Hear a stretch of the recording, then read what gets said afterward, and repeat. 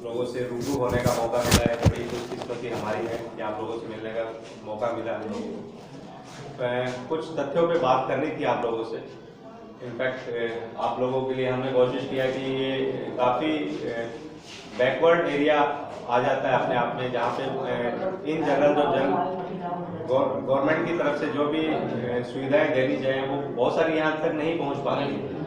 तो हमने इस गांव को स्पेशली चिन्हित किया और हमने कहा कि मेडिकल सिविक एक्शन कैंप और मेडिकल वेटनरी कैंप, मतलब पशु चिकित्सा और मानव चिकित्सा दोनों के शिविर जो लगे हैं वो हमने आप श्री सोमेन गोराई साहब, आपके कंपनी कमांडर महोदय हैं यहाँ पे माफी टोला में, इन्होंने इनका प्रपोजल था कि नहीं हमारे गांव, ये जो बोरा गांव है काफ़ी अछूता गांव, अछूता मतलब कि इसको कोई कई गवर्नमेंट मशीनरी आता ही नहीं है यहाँ पे, गवर्नमेंट मशीनरी का इसकी देख रहा है। तो हमारे क्यों ना कि एसएसबी की तरफ से एक प्रयास किया जाए कि इनके लिए कैंप किया जाए।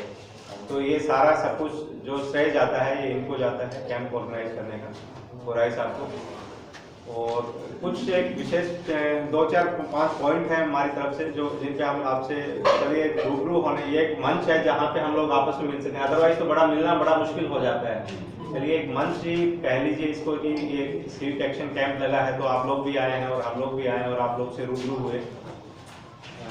कुछ जैसे सबसे पहले अभी हमारे देश के प्रधानमंत्री श्री नरेंद्र मोदी जी भी इस चीज़ को काफ़ी समय से बेटी बचाओ बेटी पढ़ाओ वाला एक तो अभियान हमने जोरों से हम लोग भी कर रहे हैं और हर जगह पे ये इस चीज़ को अमल में लाने की कोशिश भी की जा रही है।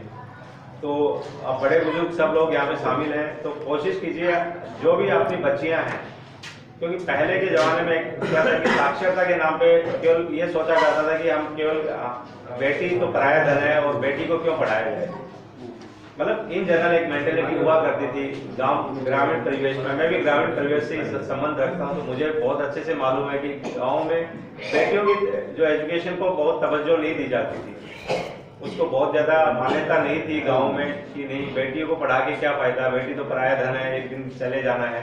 तो नहीं, ऐसा नहीं सोचना है, क्योंकि जननी ही सब कुछ है। जननी समझते हैं, जिस माँ की कोख से जन्म लेते हैं वो जननी हमारी, अब जननी जैसे जन्मभूमि हमारी जननी है, तो जननी ही सब कुछ है।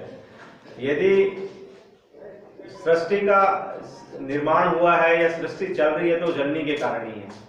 तो उस जननी को इज्जत देना, उसको इज्जत बख्शना, ये सब कुछ हमारा काम है। और उसके लिए सबसे पहले हमारे को ये सौभाग्यशाली हैं जो जिनके बेटियां हैं। सबसे पहले मैं आपको बताऊं, बेटा हो सकता है एक बुरे वक्त में आपको पूछे या नहीं पूछे, लेकिन बेटी आपको हमेशा पूछेगी, है ना।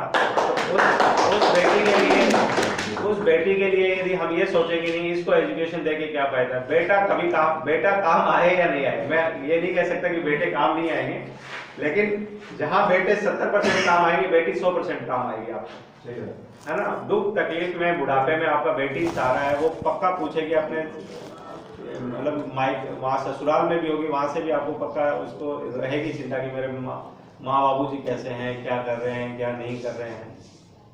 तो इस चीज़ का थोड़ा सा ध्यान रखना है। तो कोशिश करना है कि बच्चियों को एजुकेशन के लिए आपके आसपास आप पहले तो खुद ही इस चीज़ को बिल्कुल एकदम शपथ ले लेनी है कि नहीं मेरी बच्चियां हैं, मेरे को अच्छी एजुकेशन इनको बच्चियों को देनी है। और पड़ोस में भी यदि आपको लगता है कि कहीं कोई बच्ची इस चीज़ से वंचित रह रही है, किसी कारणवश उसके पिता ध्यान नहीं दे पा रहे हैं, कई कारण होते हैं जिसके कई इन जनरल जेंट्स में एक बुरी आदतें हम में डेवलप हो जाती हैं। हम लोग अभी जेंट्स ही हैं सारे यहाँ पे, शराब का नशा हमने शुरू कर दिया किसी ने, तो वो फिर बच्चों से कट ऑफ हो जाता है फैमिली से। क्यों साहब? बच्चों से कट ऑफ हो जाता है, फैमिली से कट ऑफ हो जाता है, फैमिली की तरफ ध्यान देना बंद कर देता है। तो उस लिहाज में आपने कोशिश करना है कि यदि कोई ऐसा परिवार है जहाँ पे बच्ची वंचित हो रही है एजुकेशन से, शिक्षा से वंचित हो रही है, तो उस परिवार को भी आपको आगे लेके आना एक पड़ोसी का धर्म होता है, क्योंकि पड़ोसी सबसे पहले काम आता है। भाई बहन रिश्तेदार तो बहुत देर बाद आते हैं। कहीं कोई छोटी सी प्रॉब्लम हुई आप अपने पड़ोस को ही बोलते हैं कि यार ये जल्दी से आना, ये दिक्कत होगी, है ना। तो हमेशा पड़ोस का काम होता है कि हाँ चीज़ों को यदि किसी आसपास के घर में कोई सुचारू रूप से चीज़ें नहीं चल रही हैं, उसको भी सुचारू रूप से चलाना, उसको आगे बढ़ाना, उसको साथ लेकर चलना, ये पड़ोसी का धर्म होता है, कर्तव्य होता है।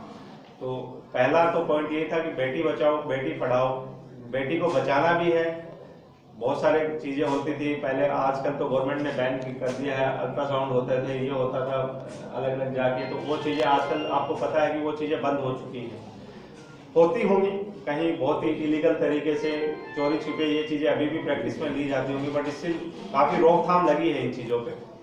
और बाकी यदि बेटी ने जन्म लिया है तो उसको बहुत अच्छी शिक्षा दें, ताकि एक यदि महिला घर में शिक्षित है तो पूरा घर शिक्षित होगा, और एक यदि जेंट्स यदि शिक्षित है तो ये आप सोच लीजिए हो सकता है वो जेंट्स तक ही रह जाए, वो अकेला आदमी ही शिक्षित रहे, बाकी शिक्षा कभी फैलती नहीं है।